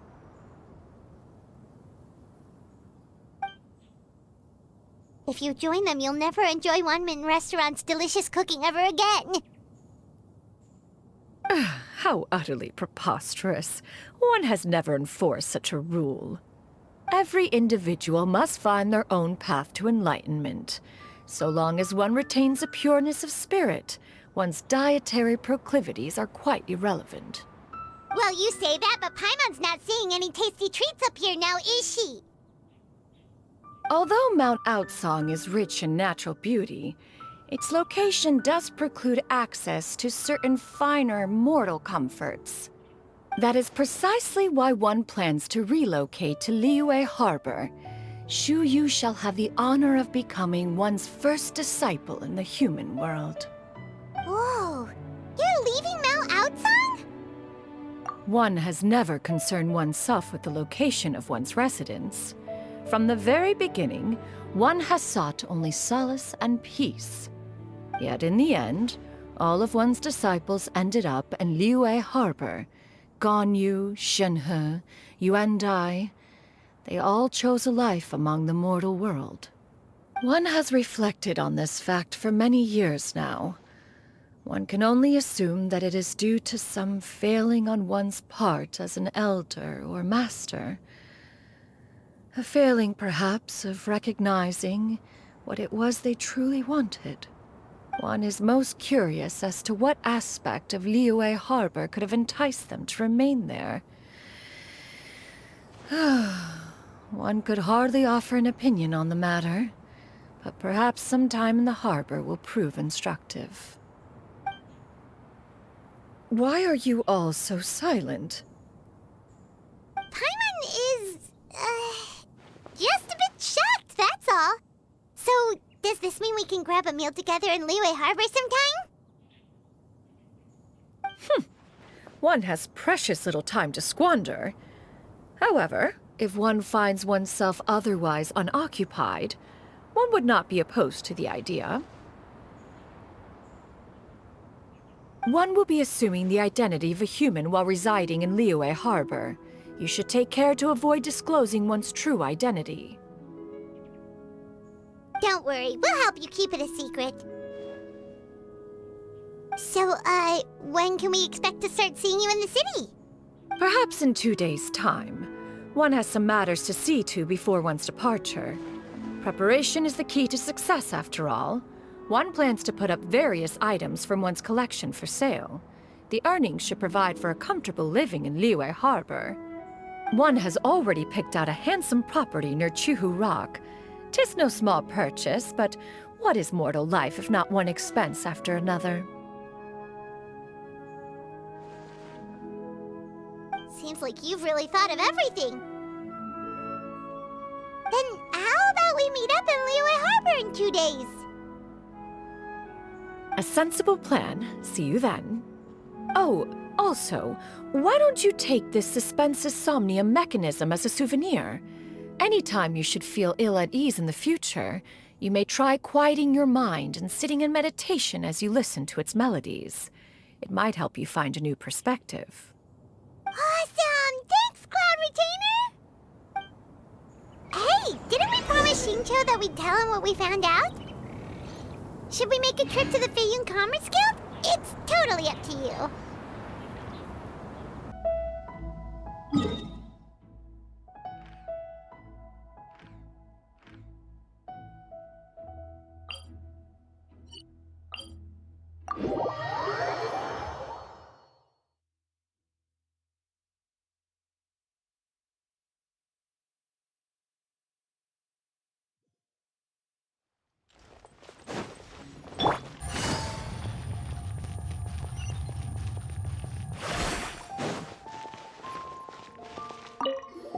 We meet again, dear friends.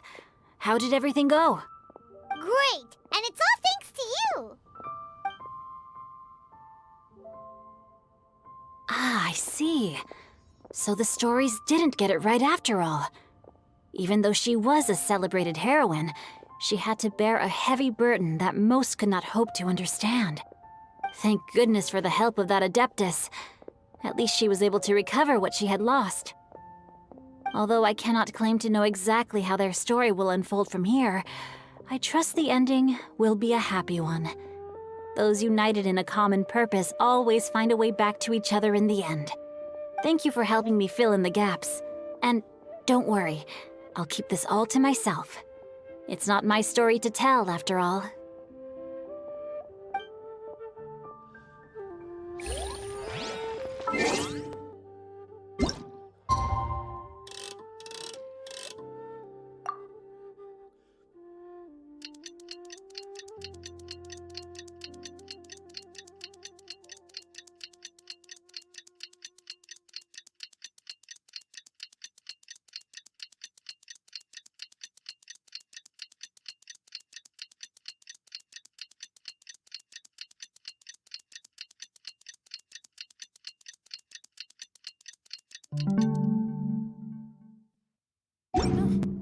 Good roll. All right, maybe I'll take one more day off and knock out the rest of the work once I'm feeling up to it.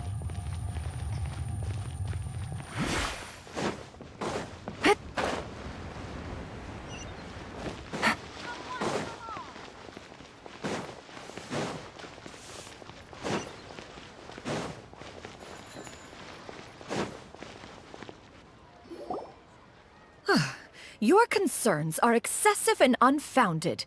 This is but a simple collection of ordinary valuables. Such intense scrutiny is hardly necessary. To be quite honest, your insistence on that fact is my primary cause for concern. In what way are any of these ordinary? Every single item here could be worth more than everything I own combined. I simply can't risk shelling out that kind of mora without proper scrutiny. If I'm wrong, I would never be able to earn it back, not even if I worked every single day for the rest of my life. I have to be careful. Yes, you can never be too careful. We're here, Clow.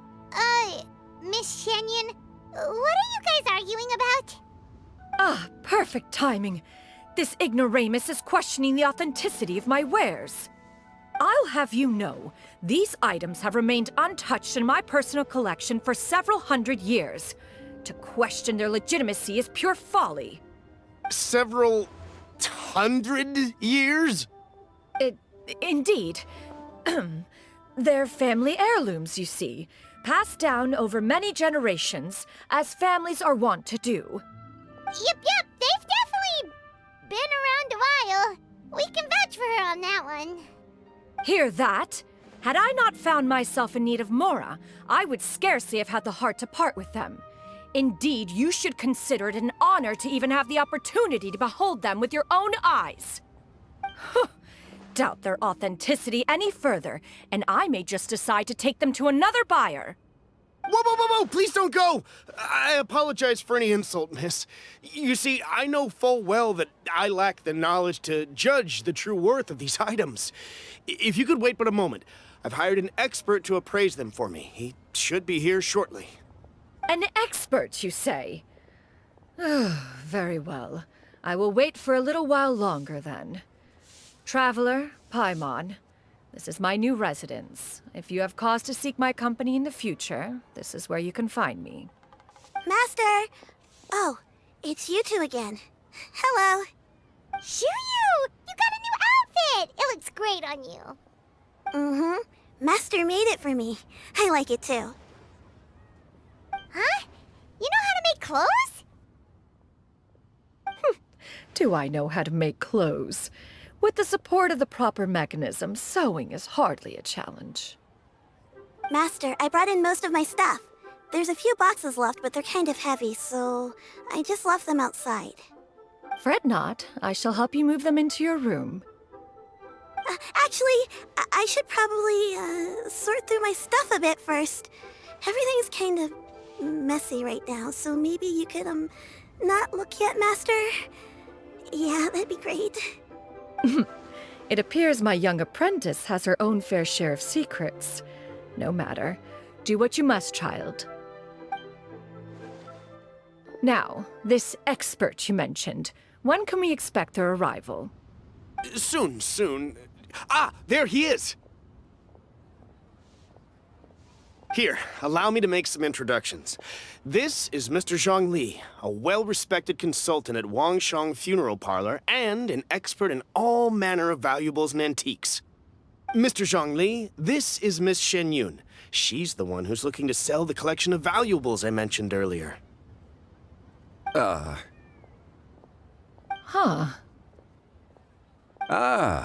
If it isn't Miss Xianyun. It has been quite some time since our last meeting. What a serendipitous reunion. Indeed, most serendipitous. Have you been faring well as of late, Mr. Zhongli? Quite well, thank you. I was fortunate enough over the past few days to enjoy both a stroll in the mountains and a fresh brew of tea from the most recent harvest. The experiences left me with such insight and peace. Huh. So you two are already acquainted? Indeed. How fortunate we are that fate has brought us together again. If you are otherwise unaware, allow me to inform you that Miss Xianyun is a well-regarded collector and appraiser. She is well-versed in all fields, and oft-celebrated for her impeccable taste. You stand to gain much from this opportunity. You are too kind, Mr. Zhongli. True collectors pride themselves on their wealth of knowledge and eye for detail. I can say without a doubt that you are foremost in that regard. Why, you flatter me, Miss Xianyun. It would seem that you are as self-effacing as ever. Not at all, Mr. Zhongli. Not at all. While I am loath to butt into this conversation, I must ask, you two already knew each other, and you seem to have quite a cordial relationship. Can I be certain that you're not working together to swindle me? I mean, you never know. Huh! A preposterous accusation! The heavens themselves would collapse before we would conspire to do such a thing. Miss Xianyun speaks the truth. Contracts are built on honesty and trust. If that proves to be beyond your capabilities in this instance, this transaction may be taken elsewhere. Say no more. Let us depart. I jest. What fool would still harbor doubts after Mr. Zhongli himself has vouched for the goods? Miss Xianyun, wait!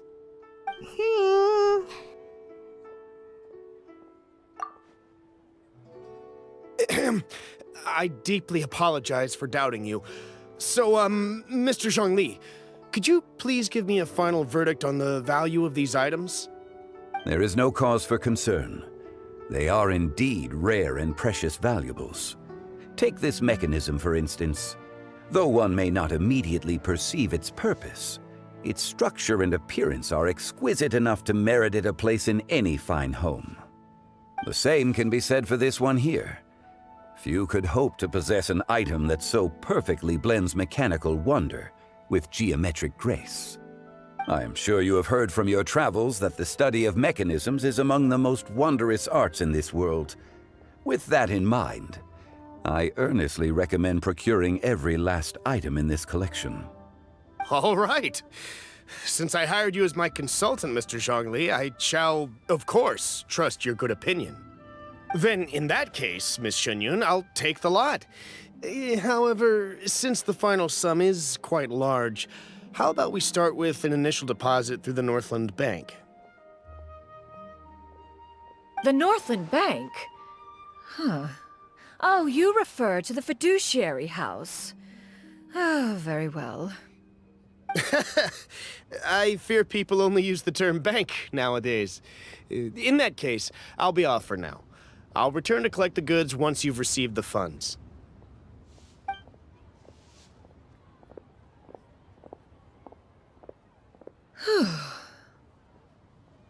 Zhongli! My friends, have you been doing well? We've been great! How about you? Paimon didn't know you were such a busy consultant! My days have been quite pleasant as well. I had been quietly enjoying a cup of tea when Mr. Xiaozu requested my services. As for you, Miss Xianyun, I presume you must be looking to settle in the city? I must say, the name Xianyun sounds exceedingly strange coming from you. Perhaps you could dispense of that particular epithet in further conversation. Whatever for. Am I not addressing you as a friend should? Well, that is true, but... Alas, refer to me however you will. After all, a name exists such that others may address you with it. One is hardly ignorant of that fact. It would seem that you have gained many valuable insights over the years, Cloud Retainer. One has indeed. One's previous stays were all brief. Now that one has made up one's mind to move and settle, one has gained a much better appreciation of the hubbub and commotion of the city, as well as the people's hard work and ardor. This city is much changed from how it was more than 1,000 years ago. Not unlike the ocean tides, so too shall the movement of people ebb and flow. From turmoil to peace, enlightenment to aspiration. Human society possesses limitless potential. In another 1,000 years, the scene we witness here may change in ways that are impossible for either of us to imagine. Alright, that's enough reflection for one day. No need to get all sentimental on us. You make a valid point, Paimon. Now that the sale has concluded, what say one plays the host as we try some specialty dishes together? One must profess great interest in trying bamboo shoot soup. Perhaps you have forgotten, Cloud Retainer, but I once tried my hand at that dish. You were at the table on that occasion, so logic dictates that you should have already tried it. Oh? What occasion was this? It was a reunion between friends several centuries ago. Alas, you must have been too preoccupied to secure yourself a portion. Or perhaps our other companions simply availed themselves of faster reflexes on that occasion. Hardly. 'Twas most certainly out of consideration for the others in attendance. In but a moment, one will show you what it means to have a true deftness of hand. It is settled then. Bamboo shoot soup, mora meat, crab roe tofu, triple-layered consommé. We shall enjoy the lot. One has already passed word to Xianyun and Ganyu to make a reservation. It is prime time for them to meet one's newest disciple. Is that agreeable to everyone? It should be a most splendid occasion. Yu, come now, it is time to dine. Ah, this gentleman over here is Mr. Zhongli. He is, A humble employee of Wangsheng Funeral Parlor. Pleased to make your acquaintance. Nice to meet you too, Mr. Zhongli. That should be everyone, right? Let's go!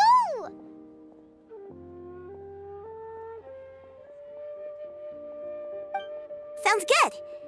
Actually, Master, have you ever tried Adeptus' temptation? I heard it's impossible to stop eating after even just one bite. You know, 'cause it's super tempting and stuff. Is that true? That sounds rather implausible. Although with the right preparation, certain dishes can be too delicious to resist. Huh? Why are you all walking so fast? Hey, wait for Paimon! Hey, wait up!